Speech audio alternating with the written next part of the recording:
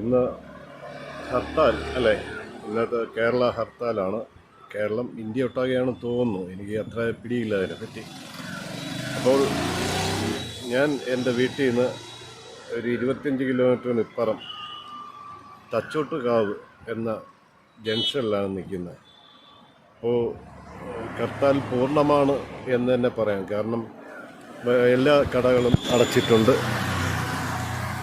ഞാൻ നിൽക്കുന്ന ഇവിടെ കണ്ടില്ലേ, എല്ലാ കടകളും അടച്ചിട്ടുണ്ട്.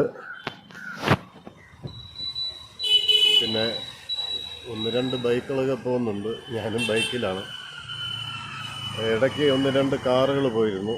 അതിൽ കാറുകളിലെല്ലാം എഴുതി വെച്ചിട്ടുണ്ട് ഹോസ്പിറ്റലാണ് എന്നൊക്കെ എഴുതിയിട്ടുണ്ട്.